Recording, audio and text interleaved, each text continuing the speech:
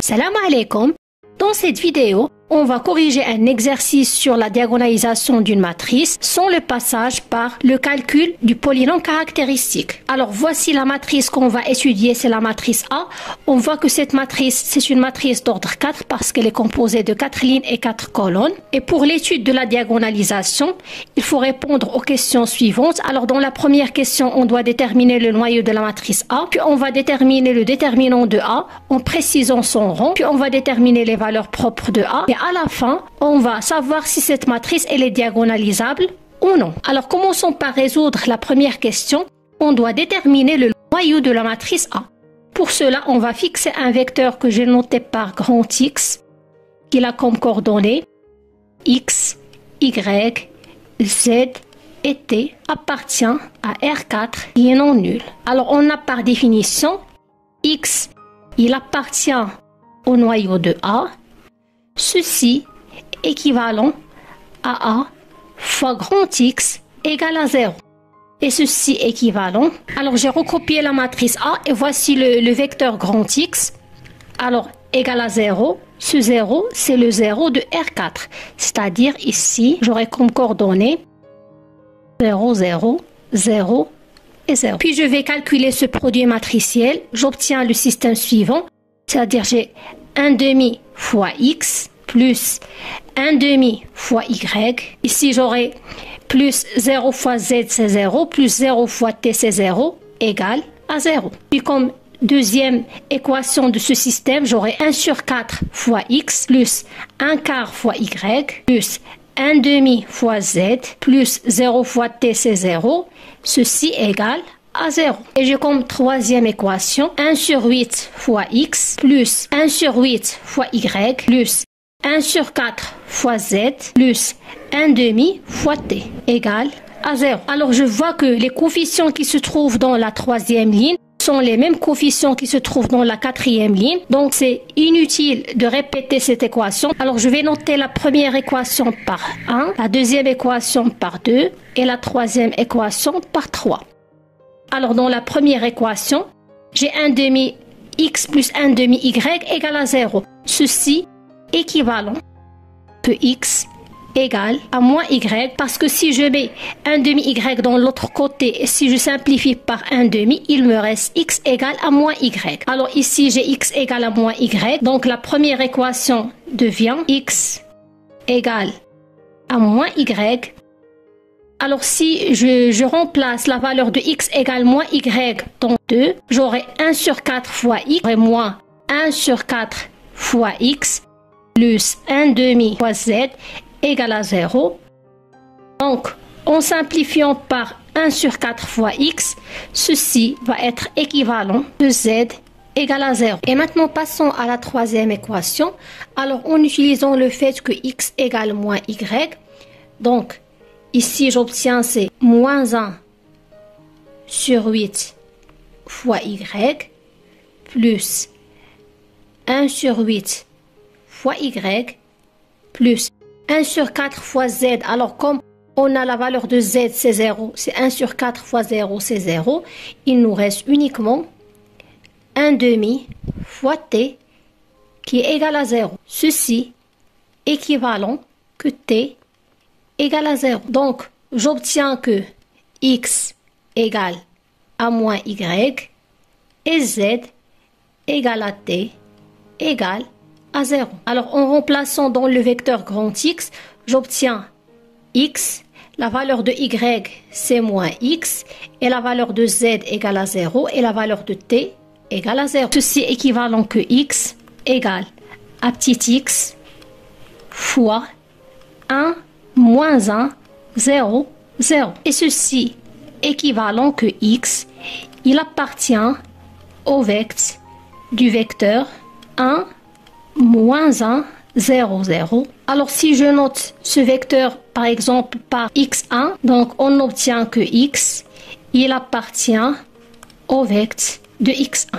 Alors on a commencé par x, il appartient à l'équerre de A, et on a trouvé que grand X, il appartient à le vecteur de x1, d'où j'ai le quart de A égale à le vecteur de x1.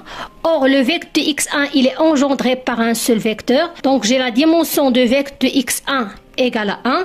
Ainsi, la dimension du quart de A égale la dimension de vecteur de x1 qui est égale à 1. Et comme ça, on a déterminé la dimension du noyau de A. Et pour la deuxième question, quel est le déterminant de A? Alors, d'après la question A, on a la dimension du quart de A égale à 1. Donc, j'ai le quart de A, il est non réduit à 0. C'est-à-dire, GA n'est pas inversible. Ainsi, le déterminant de la matrice A égale à 0. Alors, il nous reste de préciser le rang de la matrice A. Alors, d'après le théorème du rang, on a la dimension de R4 égale la dimension du quart de A plus le rang de A. Or, on sait que la dimension de R4, c'est 4. Et d'après la question 1, la dimension du quart de A, c'est 1. Donc, j'ai le rang de A, 4 moins 1 égale à 3. Et comme ça, on a déterminé le rang de la matrice A. Et passons à la troisième question. On doit déterminer les valeurs propres de A. C'est pour cela on va utiliser l'indication suivante. On pourra calculer A fois le vecteur unité et A fois ce vecteur. Alors, on va commencer par calculer le produit de A fois le vecteur unité. J'ai recopié la matrice A et voici le vecteur unité. Alors, je vais commencer par calculer ce coefficient. Alors, ce coefficient n'est que la première ligne fois la première colonne. Alors, j'ai 1 demi fois 1, c'est 1 demi, plus 1 demi fois 1, c'est 1 demi. Donc, j'ai 1 demi plus 1 demi, c'est 1. Puis ici, j'ai 1 sur 4 fois 1, c'est 1 sur 4, plus 1 sur 4, plus 1 demi, c'est 1. Puis j'ai 1 sur 8, plus 1 sur 8, plus 1 sur 4, plus 1 demi, c'est 1. Puis j'ai 1 sur 8, plus 1 sur 8, plus 1 sur 4, plus 1 demi, c'est 1. Alors, si je pose, par exemple, V1, c'est le vecteur unité. J'ai noté par 1, 1, 1, 1. Alors, en calculant ceci, alors j'ai obtenu que A fois V1 égale à 1 fois V1. Donc, j'ai lambda 1 égale à 1 est une valeur propre de A associée au vecteur propre V1. Et comme ça, on a obtenu la première valeur propre. Puis on va calculer A fois le vecteur 2, 0, moins 1, moins 1. Alors j'ai réécrit la matrice A fois ce vecteur. Alors pour ce coefficient, j'ai 1 demi fois 2, c'est 1, plus 1 demi fois 0. Donc ici j'aurai 1. Puis j'ai 1 sur 4 fois 2, c'est 1 demi, plus 1 sur 4 fois 0, c'est 0, moins 1 demi, plus 0. Donc j'obtiens 1 demi moins 1 demi, c'est 0. Puis ici j'ai 1 sur 8 fois 2, c'est 1 sur 4, plus 0, moins 1 sur 4, moins 1 demi. Donc ici, j'obtiens c'est moins 1 demi. Comme j'ai la troisième ligne égale la quatrième ligne, donc ici j'obtiens c'est moins 1 demi. Puis je vais poser le vecteur V2 composé par 2, 0, moins 1, moins 1. Alors, j'observe que ce vecteur égale 1 demi fois V2. Donc j'ai A fois V2 égale 1 demi fois V2. Ainsi, j'ai lambda 2 égale à 1 demi est une valeur propre de A associée au vecteur propre V2. Donc, j'ai obtenu comme valeur propre lambda 1 égale à 1 et lambda 2 égale à 1 demi. Donc, j'ai trouvé deux valeurs propres de la matrice A, c'est 1 et 1 demi. Et comme dernière question, la matrice A est-elle diagonalisable? Alors, pour cela, on va supposer par l'absurde que la matrice A est diagonalisable. Alors, d'après la question 1, on a trouvé que la dimension du noyau égale à 1. Donc, j'ai la matrice A n'est pas inversible. Donc, 0 est une valeur propre de A. Alors, je vais noter lambda 3, c'est 0. C'est la troisième valeur propre de A. Alors, je signale que dans la question 3, on a trouvé que lambda 1 égale à 1, c'est une valeur propre.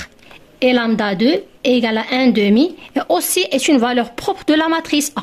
Or, on sait que la trace de A n'est que la somme des valeurs propres. Alors, on sait que la trace de A, c'est la somme des coefficients diagonaux.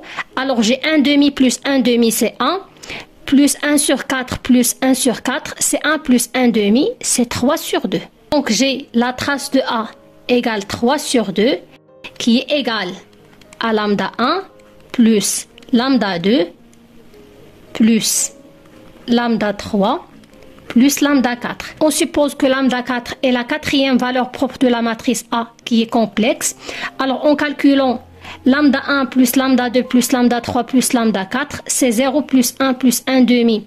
C'est 3 sur 2 plus lambda 4. Donc en simplifiant par 3 sur 2, on obtient que lambda 4 égale à 0. Donc j'ai les valeurs propres de A sont, alors j'ai la première valeur propre de A, 0, 1 et 1 demi. Alors j'ai 0, c'est une valeur propre qui est double, et 1 et 1 demi, ce sont des valeurs propres qui sont simples. Alors comme 0 est une valeur propre qui est double, donc j'ai la dimension du sous-espace caractéristique associé à la valeur propre 0 que je notais par lambda 3 égale à 2. Or, j'ai le noyau de A n'est que le sous-espace caractéristique associé à la valeur propre lambda 3. Mais d'après la première question, on a trouvé que la dimension du cœur de A égale à 1. Donc, j'obtiens que 2 égale à 1, ce qui est absurde. Alors, comme on a trouvé une contradiction, donc, on déduit que la matrice A n'est pas diagonalisable. J'espère que cette vidéo sera utile pour vous. Si vous avez des suggestions, n'hésitez même pas de les mettre en commentaire et à bientôt.